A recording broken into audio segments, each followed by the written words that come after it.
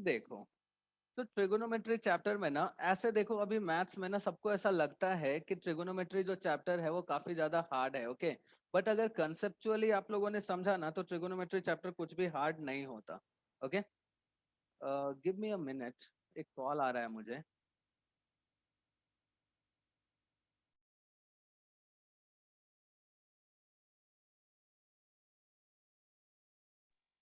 देखो, तो मैंने क्या बोला, तो सबसे पहले लिख लेते हैं अपना ट्रिगोनोमेट्री।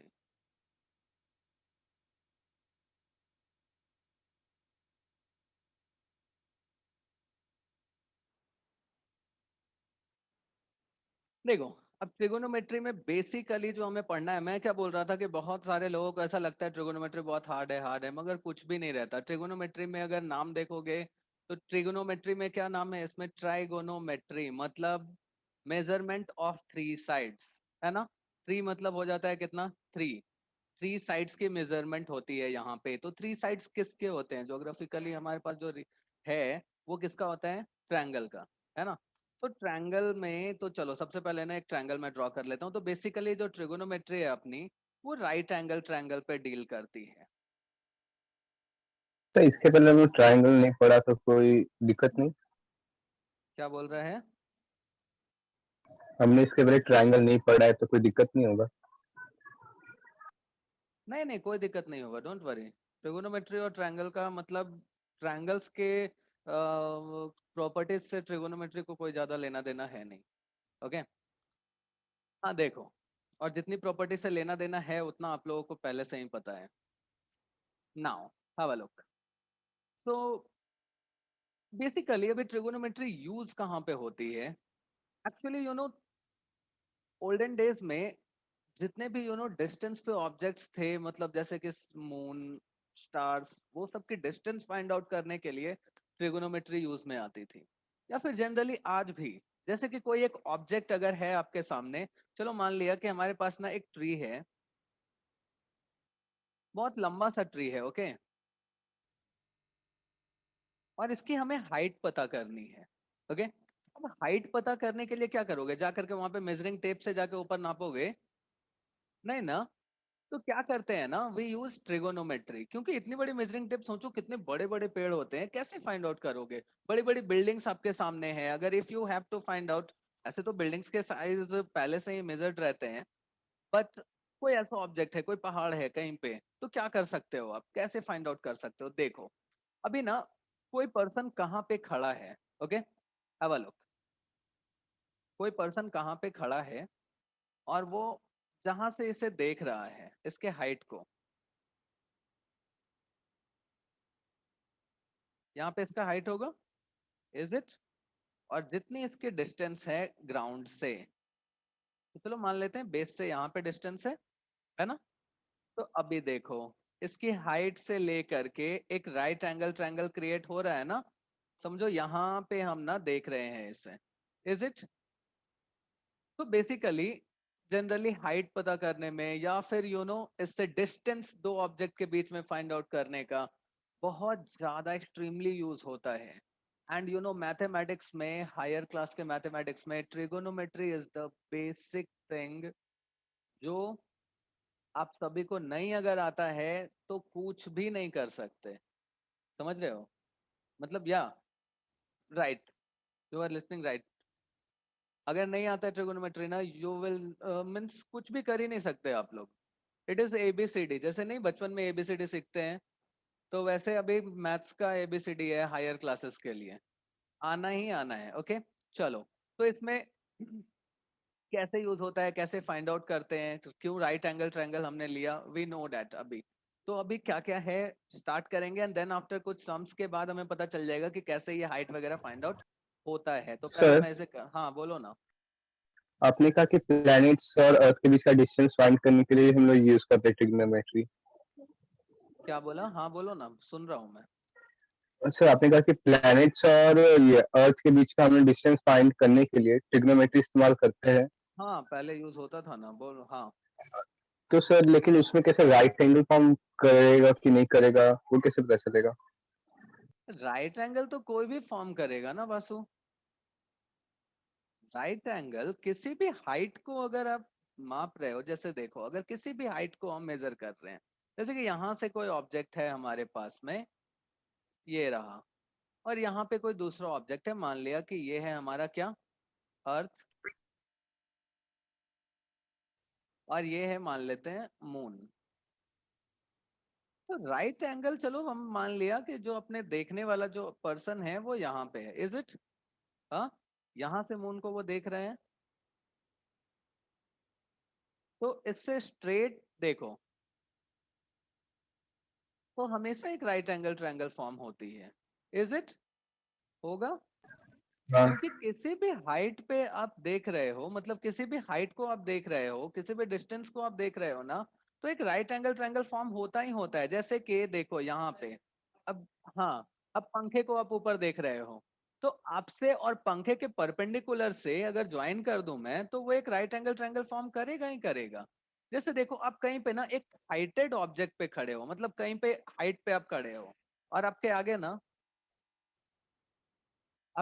ना जैसे कोई दूसरा ऑब्जेक्ट है, उसके डिस्टेंस आपको फाइंड आउट करने हैं। जैसे कि आप एक बिल्डिंग के ऊपर खड़े हो, ओके, बिल्डिंग के ऊपर आप खड़े हो, और नीचे यहाँ पे कोई ऑब्जेक्ट है, तो यहाँ से भी आप जब देखोगे, बिल्डिंग के ऊपर से, प्रतीक ध्यान दो, बिल्डिंग के ऊपर से भी जब आप नीचे देखोगे, तो भी आप यहाँ से ऐसे देखोगे, तो भी एक राइट एंगल ट्रायंगल फॉर्म हो रही है ना, इज इट? तो आपसे भी इसकी डिस्टेंस फाइंड आउट हो सकती है, और आपसे इसकी, मतलब बिल्डिंग के फुट से इसके डिस्टेंस कितनी है वो भी फाइंड आउट हो सकती है यूजिंग ट्रिगोनोमेट्री। ये डिस्टेंस भी फाइंड आउट हो सकती है यूजिंग ट्रिगोनोमेट्री। ये भी हो सकती है using the relations between the sides. तो अब होता क्या है, ट्रिगोनोमेट्री इतना क्यों कर रहे हो? क्योंकि मैंने बताया ना कि अभी अभी मैथ्स में आप जितने भी पार्ट्स में जाओगे आगे चल के हायर क्लासेस में, ट्रिगोनोमेट्री आती ही आती है। चलो अब क्या करते हैं, अब एक राइट एंगल ट्रायंगल में थोड़ा सा डिटेल में चलते हैं।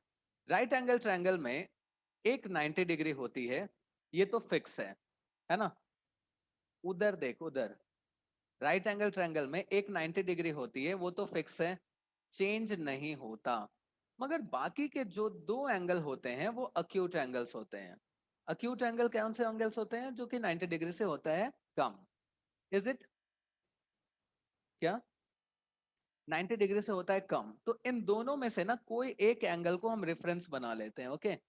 जैसे कि अगर ये एंगल हमारा है, ये अगर यहाँ पे आप हो, ओके, तो आपके लिए रेफरेंस एंगल ये हो जाएगा। अगर आप इधर खड़े हो कहीं हाइट पे, तो आपके लिए रेफरेंस एंगल ये हो जाएगा। चलो मान लेते हैं कि हमारा रेफरेंस एंगल ये है, ओके, तो इसका नाम दे दिया मैंने क्या, थीटा। देखो अभी साइड्स के नाम बहुत सिंपल हैं, कैसे? 90 डिग्री के सामने वाला साइड, जस्ट सामने वाला साइड, उसे हम क्या कहते हैं? Hypotenuse, is it? तो hypotenuse, write down at hypotenuse. अब जो भी आपका एंगल है, जिस जो आपका रेफरेंस एंगल है, ओके, उससे जो साइड लगा हुआ है, रेफरेंस एंगल के साथ में जो ये साइड है, तो वो साइड हो जाता है आपका base, okay, base. Sir reference angle वही ना जहाँ से हम देख रहे हैं? क्या बोल रहे हो? हाँ, रेफरेंस वही जहां से आप देख रहे हो, और क्या, क्या, या फिर जो आपने माना है आपके फिगर में, जो आपने माना है कि ये वाला एंगल हमारा रेफरेंस एंगल है, तो आपके रेफरेंस एंगल से जो भी साइड टच होता रहता है वो बेस होता है, या तो बेस, नहीं तो फिर उसे हम एडजेसेंट साइड कहते हैं। क्या कहते हैं? या तो आप बोल दोगे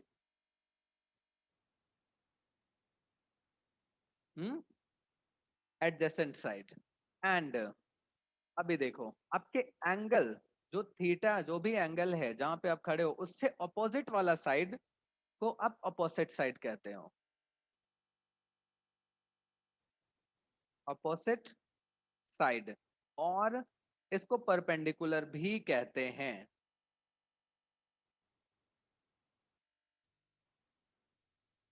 इज इट? बेस या तो एडजेसेंट बोल सकते हो, अपोजिट साइड या तो परपेंडिकुलर बोल सकते हो, ओके। देखो ट्रिगोनोमेट्री पार्ट है, ओके, तो अब 90 डिग्री हो गया हमारा, ट्रायंगल का इंट्रोडक्शन हो गया। तो इसके लिए ना सबसे पहले जो टॉपिक आती है इसमें पढ़ने के लिए वो है ट्रिगोनोमेट्रिक रेशियोज। ओके,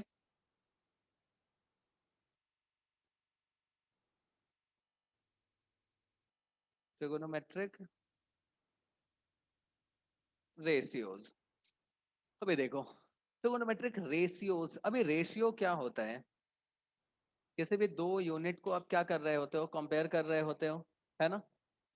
तो यहाँ पे भी ट्रिगोनोमेट्रिक रेशियोज क्या करता है ना, साइड्स के, ये सब जो तीनों साइड्स है ना, हाइपोटेनस है, एडजेसेंट साइड है, अपोजिट साइड है, इन सब का क्या करता है ये, रेशियोज फाइंड आउट आप करते हो। ओके, तो इन सब के रेशियोज को ना एक प्रॉपर नाम दिया गया है, समझा क्या?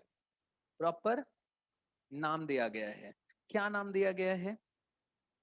टोटल यहाँ पे ना 6 ट्रिगोनोमेट्रिक रेशियोज होते हैं, साइन, कॉस, tan, कॉसेक, सेक और कॉट होता है। बट जनरली जो सबसे इंपॉर्टेंट वाला हमारा होता है फर्स्ट का 3, साइन, कॉस और tan, क्योंकि बाकी के 3 जो होते हैं ना वो उसका इन्वर्ट होता है। देखो, अब अगर बात करते हैं सबसे पहले साइन की, यहाँ पे ना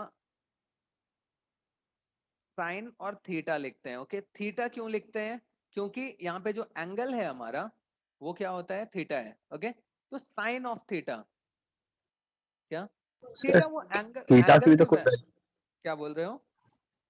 सर थीटा की तो कोई वैल्यू होती नहीं, तो उसकी जगह एक्स लिखे तो चलेगा? थीटा की वैल्यू कुछ नहीं होती, ऐसा कैसे, कैसे नहीं होती? अगर ये 60 डिग्री है तो थीटा की वैल्यू 60 डिग्री होगी, अगर ये 70 डिग्री है तो थीटा की वैल्यू 70 डिग्री होगी। कैसे नहीं होती? होती है थीटा की वैल्यू।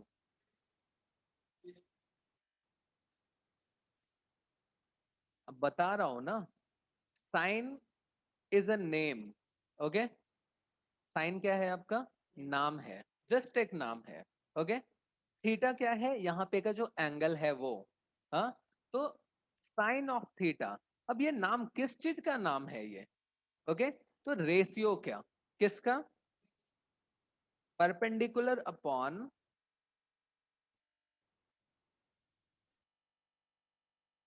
परपेंडिकुलर जो साइड है आपकी, सॉरी, या परपेंडिकुलर साइड ये वाली है यहाँ पे, इज इट, चलो इसका नाम डाल देते हैं। ओके, ए बी सी, तो बी सी यहाँ पे हमारा परपेंडिकुलर है, अपॉन हो जाता है हाइपोटेनस, मतलब परपेंडिकुलर साइड की जो लेंथ है अपॉन हाइपोटेनस, हाइपोटेनस की जो लेंथ है ये क्या हो जाता है, परपेंडिकुलर अपॉन हाइपोटेनस की जो लेंथ की जो रेशियो है उसे आप नाम दिए हो, क्या नाम दिया है इसमें, साइन। इज इट, साइन में किसी को कोई problem, anyone? It is just a sir name. Okay, मतलब हाइपोटेन्यूस का रेशियो को हम साइन बोलते हैं। या परपेंडिकुलर अपॉन हाइपोटेनस का जो रेशियो होता है ना उसको एक नाम दे दिया है हम लोगों ने। अब बार बार perpendicular upon hypotenuse, perpendicular upon hypotenuse थोड़ी ना बोलते रहेंगे, सीधा साइन थीटा लिख देंगे ना हम। इज इट, शॉर्ट फॉर्म कह सकते हो, नाम उसका है ना? इसी तरह से दूसरा जो आता है हमारा टर्म वो होता है cos theta, cos, cos of angle theta, तो कॉस थीटा उसे कहते हैं। कॉस थीटा क्यों कहा? क्योंकि यहाँ पे एंगल हमारा थीटा है।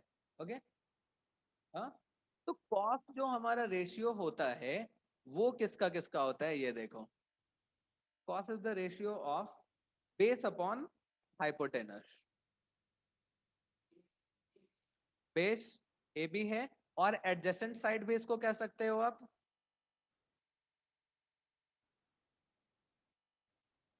Adjacent upon hypotenuse.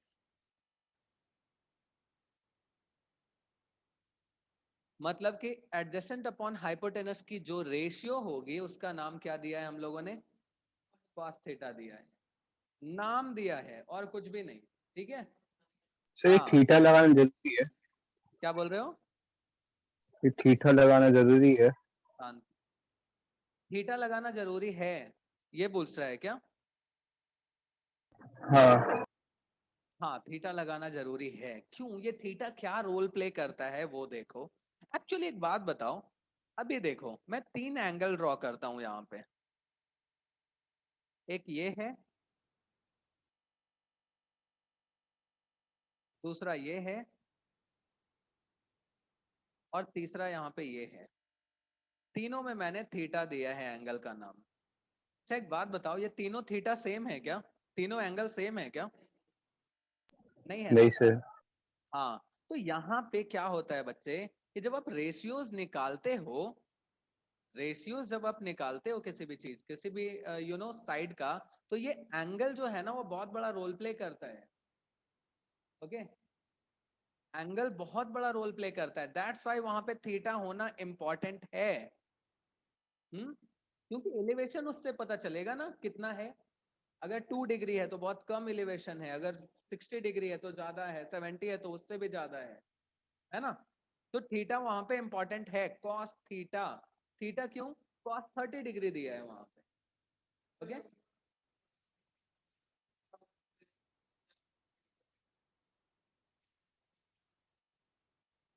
Cos theta क्या बोल रहे हो? हाँ हाँ, अभी समझा बासु क्यों थीटा इंपॉर्टेंट है? हाँ सर। क्योंकि थीटा देखो यहाँ पे, थीटा अगर बड़ा है तो देखो हाइट यहाँ पे बड़ा हो जा रहा है ना, यहाँ से देखो अपोजिट में परपेंडिकुलर ज्यादा बड़ा हो रहा है। हाँ, थीटा जितना जितना कम करते जाओगे वैल्यू, मतलब थीटा ही है जो रेशियो को भी डिसाइड कर रहा है ना। तो जो एंगल है यहाँ पे देखो, ये जो रेशियो है साइड के और जो थीटा है, मतलब जो एंगल है वो एक दूसरे से इंटरलिंक्ड है, इज इट? है ना?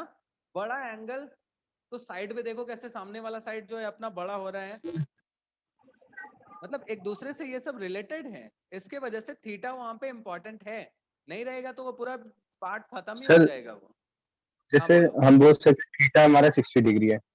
हाँ, तो हम बोल सकते हैं हमारा 60 डिग्री का जो रेशियो है उस ट्राइंगल में, हाँ, वो होगा ये परपेंडिकुलर अपन हाइपोटेनस, समझिए 2/3। 60 डिग्री का जो रेशियो है वो परपेंडिकुलर अपॉन हाइपोटेनस, उसके साइन हाइट 60 पे। का बोल रहे हो इसका? हाँ हाँ, हाँ।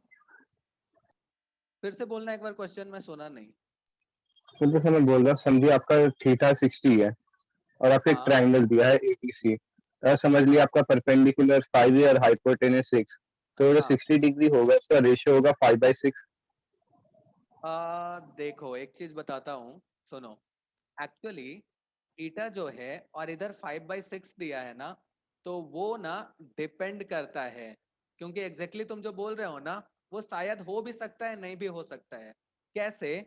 क्योंकि अभी देखो 5/6 इसको होने के लिए ये थीटा चेंज होता रहेगा, ये आगे तुमको पता चलेगा, इसमें इसी चैप्टर में है कि थीटा की वैल्यू, जैसे कि अगर देखो, अगर 60, देखो कैसे होता है इसमें।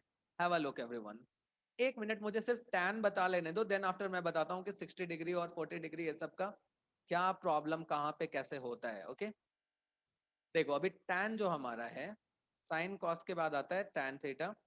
देखो ये सब का ना नाम जो है ना वो साइन कॉस और टैन नहीं है। ओके, एक चीज ध्यान में रखना, ये SIN नहीं लिखते, SINE होता है, ये कोसाइन होता है और इसे टेंजेंट कहते हैं। ओके, बट इसको शॉर्ट फॉर्म में हमने क्या लिखा है, साइन कॉस और टैन लिखा है।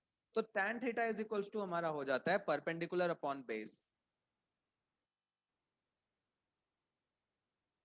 Perpendicular upon base. अब देखो, अब बासु बोल रहा है कि cos 60 डिग्री अगर है, जैसे यहाँ देखो एक ट्रायंगल यहाँ पे बना लेते हैं और मान लेते हैं कि ये जो है वो है 60 डिग्री, इज इट? और ये हमारा, और दो टर्म हमें दिया हुआ है, दैट इज ये जो हमारा है क्या है, 60 डिग्री है और इसको मान लेते हैं कि ये हमारा, चलो ठीक है 14 है। ओके, और इसमें कैसे आपको फिर ये वाला पार्ट फाइंड आउट करना है। ओके, एक्स है। ओके, अभी देखो, देखो बासु, आवाज आ रही है? हाँ सर। हाँ हाँ। देखो, अभी देखो ये कौन सा रेशियो होगा, अभी मैंने क्या बोला, एक 14 दिया हुआ है और दूसरा x है, तो कौन सा इन तीनों में से कौन सा रेशियो आप अप्लाई कर सकते हो फाइंड आउट करने के लिए? सर साइन वाला हाइपोटेनस नहीं तो अपॉन कॉस बेस वाला। वाला, हाइपोटेनस अच्छा हाँ अपॉन सर, बेस वाला, तो कौन सा हो सकता है? हाँ कॉस थीटा। कौन सा? cos theta, is it? तो ये हो जाएगा, देखो अभी देखो कैसे होता है, is equals to cos 60 degree यहाँ पे होगा, cos 60 डिग्री अपॉन, अब यहाँ पे कैसे होता है, cos की वैल्यू क्या होती है, एडजेसेंट साइड अपॉन हाइपोटेनस, मतलब x अपॉन क्या हो जाएगा 14, इज इट? हाँ, तो देखो एक चीज जान लो, x की जो वैल्यू हो जाएगी आपकी वो हो जाएगी cos 60 degree into 14, cos 60 degree into 14। अब cos 60 डिग्री कितना होगा वो एक्चुअली वो आप लोग को अभी नहीं है पढ़ना, वो आगे पढ़ना है, मगर cos 60 डिग्री की वैल्यू यहाँ पे दी हुई होगी and I will tell you, एक मिनट। हाँ तो सर वैल्यू गिवन है सबका, क्या बोल रहे हो? मतलब सारे एंगल का, जैसे cos 60 cos 30 इन सब का वैल्यूज वैल्यू दिया पढ़ना हुआ है। है हमें, वैल्यूज पढ़ना है हमें इसका।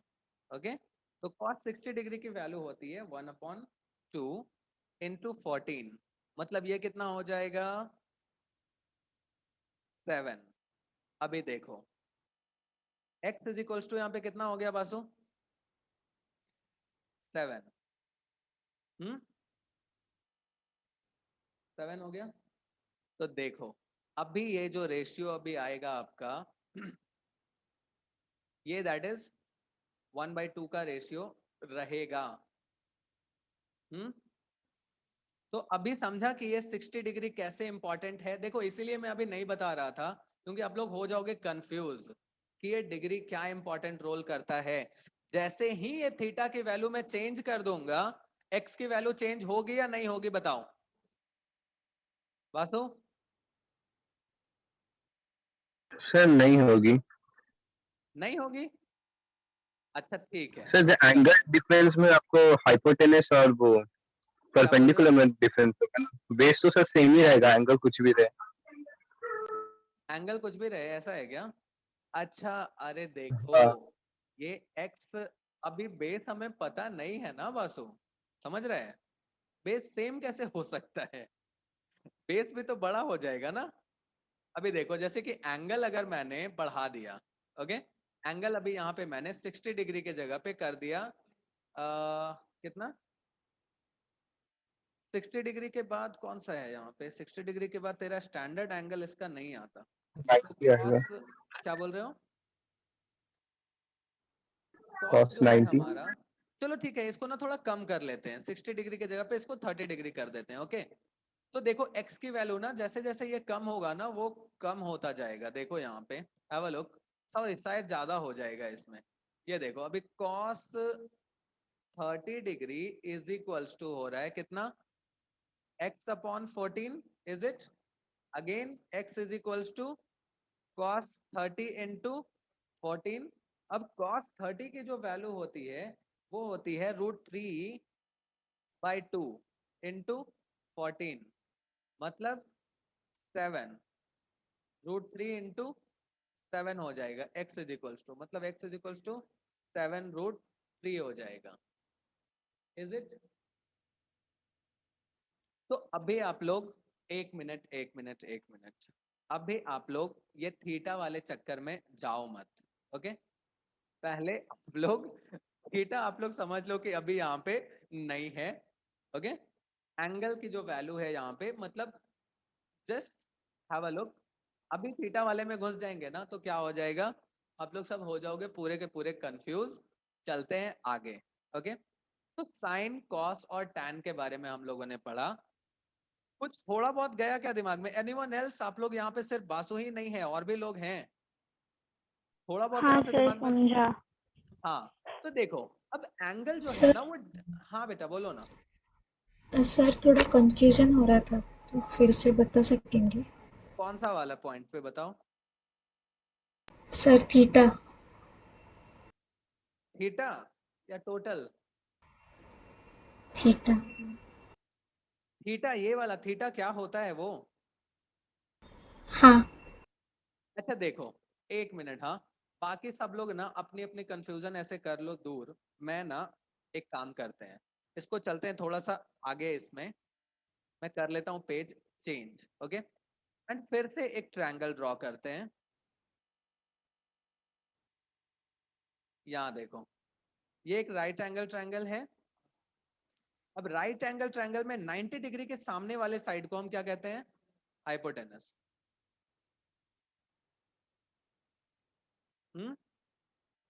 अब देखो, अब यहाँ पे ना कंसीडर होती है कि अगर ये वाले एंगल को कंसीडर किया है हमने, चलो मान लिया ये है ए, बी और ये है सी, तो एंगल ए अगर पॉइंट ऑफ रेफरेंस मतलब एंगल ए को कंसीडर किया है, ओके, हाँ, रेफरेंस इज एंगल ए, तो एंगल ए के से लगा हुआ जो साइड होगा उसे हम क्या कहेंगे? Adjacent side. Is it? Adjacent side, और तो और बेस कह सकते हो उसे, ठीक है। और इसके सामने वाले साइड को क्या कहते हैं? Opposite side. ऑपोजिट, और इसे परपेंडिकुलर कहते हैं। Is it? देखो, तो कहता क्या है ना कि कोई भी रेफरेंस एंगल, ओके, तो रेफरेंस एंगल में अब सारे जो तीनों साइड्स दिए हैं ना, सबके रेशियोज दिए हुए हैं, ओके, क्या क्या दिए हैं? साइन, कॉस और टैन। यहाँ पे तुम लोग के लिए ना मैं हटा ही देता हूँ उसे, ओके, हाँ, तो साइन ए, यहाँ पे ना साइन ए मतलब ए के पास से रेफरेंस लिया है आपने। Is it everyone? साइन ए क्यों कहा? क्योंकि हमारा रेफरेंस जो है वो ए हाँ है, sir. Okay. Sine A is equals to हो जाएगा, क्या होता है साइन का value? Perpendicular upon hypotenuse. Perpendicular upon hypotenuse. Is it? Okay, गार्गे भी पता चला क्या है ए? हाँ सर। हाँ, ए हमारा जस्ट एक रेफरेंस एंगल है कि इसी से हमने माना है। अगर देखो तो कॉस, अब कॉस ए अगर लिखना हो तो कॉस जो होता है वो रेशियो, किसका किसका रेशियो होता है? वो बेस अपॉन हाइपोटेनस। मतलब क्या कह सकते हैं इसको? देखो, इसको ऐसे भी लिख सकते हैं ना, परपेंडिकुलर अपॉन हाइपोटेनस है तो क्या सकते हैं? BC upon AC. Is it? तो बेस कॉस जो होता है हमारा वो किसका है? कॉस होता है हमारा बेस अपॉन हाइपोटेनस, मतलब एडजेसेंट अपॉन हाइपोटेनस भी कह सकते हो। Adjacent upon hypotenuse.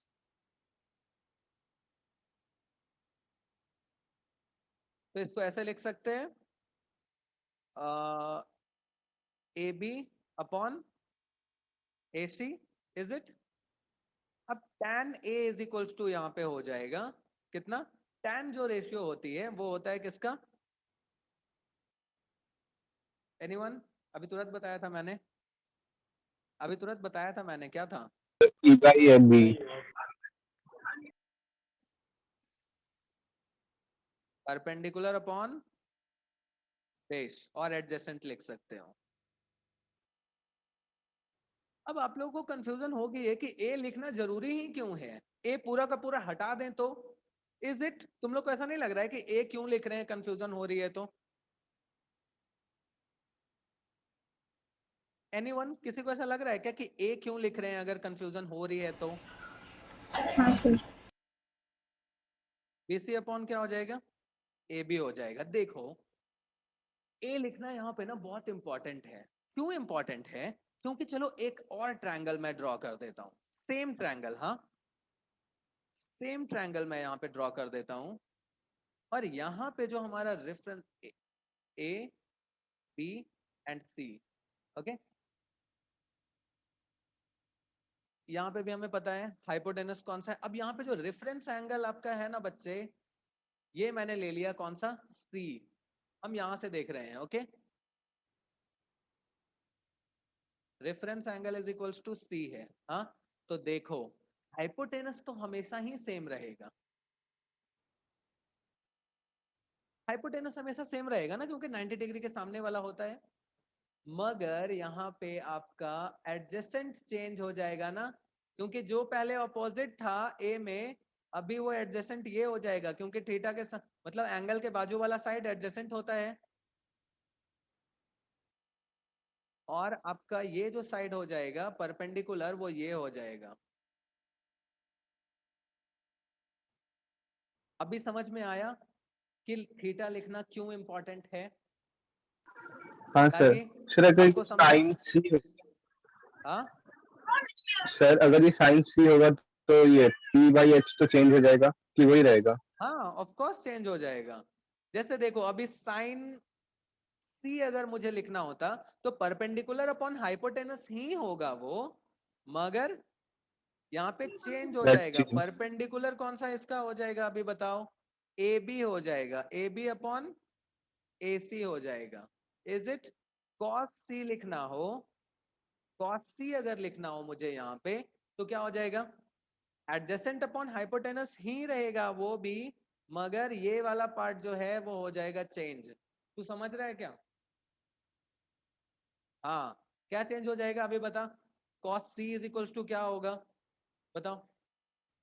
अरे एडजेसेंट अपॉन हाइपोटेनस पता है, मगर वो ए बी अपॉन ए सी, ऐसा बताओ। Sir B C by A C. क्या? B C by B C by A A C. C. अब सबको क्लियर है ना कि थीटा लिखना क्यों इंपॉर्टेंट है, एंगल का नाम लिखना क्यों इंपॉर्टेंट है? हाँ सर। या एवरीवन इट इज क्लियर? अभी देखो, कंफ्यूज कहीं नहीं होना है। Sign cos tan is just a name. किसका नाम है? रेशियो का नाम है। हाँ, रेशियोज का नाम है बस, और कुछ भी नहीं।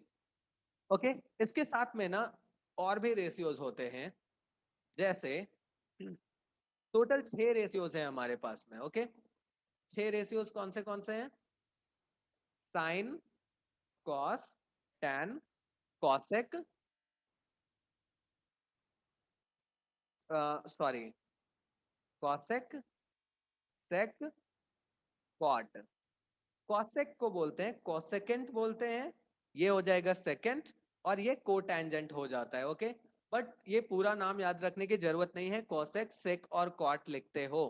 तो देखो ऐसे याद रखोगे, कैसे याद रखोगे? पहले साइन, कॉस, टैन, कॉसेक, सेक और कॉट। साइन कॉस टैन याद है तो कॉसेक सेक कॉट याद रखने की जरूरत नहीं है, उल्टा हो जाता है। ओके, उल्टा हो जाता है। कैसे उल्टा हो जाता है? साइन, हाँ, हाइपोटेनस अपॉन परपेंडिकुलर हो जाएगा। सेक कॉसेक, कॉस का उल्टा हो जाएगा, कौन सा? एडजेसेंट हो जाएगा। टैन कॉट, टैन का उल्टा हो जाएगा, एडजेसेंट अपॉन परपेंडिकुलर हो जाएगा। इज इट क्लियर सबको? इज हाँ इट? सर। क्यों मैंने बोला कि हाँ सर। तीन ही याद रखने की जरूरत है हमें, क्योंकि बाकी के 3 जो हैं वो सीधे उसके अपोजिट हो जाते हैं, है ना? हाँ देखो, तो अब ये जो रेशियो है इसको याद रखना ना एक्चुअली बहुत इंपॉर्टेंट होता है। ओके, और एक चीज ध्यान में रखना कि साइन ए जो लिखा हुआ अगर कहीं पे है तो वो एंगल की वैल्यू दी हुई होती है। इसका मतलब ये नहीं होता ना, जैसे कि अगर मैं ए बी लिख दूं, उसका मतलब होता है कि ए इंटू बी हो जाता है ना? ए बी लिखना मतलब ए इंटू बी हो जाता है, मगर साइन ए लिखा है ना, इसका मतलब ये नहीं कि साइन इंटू ए होता है, क्योंकि sine is just a name ना, साइन कुछ है ही नहीं, एक नाम है। ओके, तो वो इंटू नहीं होता, बस उसकी वैल्यू अलग होती है। ओके, हाँ, तो ये कभी आप सर लोग, हाँ बोलो ना, सर कॉसेक में भी थीटा लगेगा? क्या बोल रहे हो? Cosec theta is equal to H by P होगा, मतलब थीटा लगेगा कि नहीं? यहाँ पे ना, हाँ। हाँ होगा ना, ऑफ कोर्स होगा, अच्छा। Of course. थीटा नहीं हो, थीटा मतलब यहाँ पे, थीटा मतलब एंगल की वैल्यू। ओके, थीटा मतलब ऐसा नहीं कि हमेशा थीटा होना इंपॉर्टेंट है, A B C D X Y Z any, any form होना वहां पे, मगर होना है वैल्यू वहां पे होगा ही होगा। Is it? अब ठीक है, ओके। नाउ देखो इसको सर याद नोट डाउन कर। कर, हाँ बोलो। हम इसे नोट डाउन कर ले पहले। तुम्हारी आवाज नहीं आ रही बासु, थोड़ा क्लियर बोलना। सर हम इसे लिख ले। 1 मिनट, हाँ अभी मत लिखो, हाँ।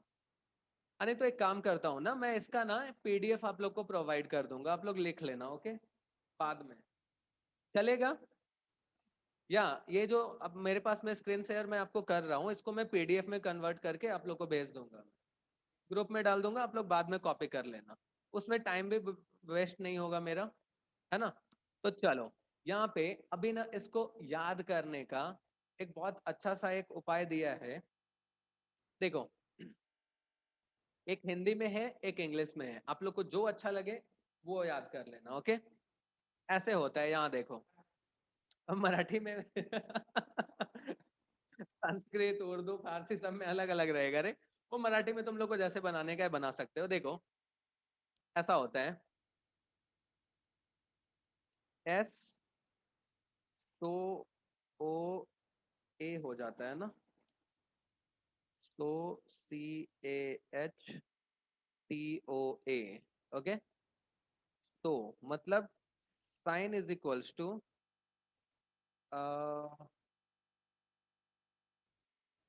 Opposite upon S O A adjacent. एक मिनट, हाँ, तो का तोआ, एक मिनट, तो इज एस साइन, अच्छा, opposite, okay, O on hypotenuse, S O H, S O H होता है, ओके, एस ओ एच।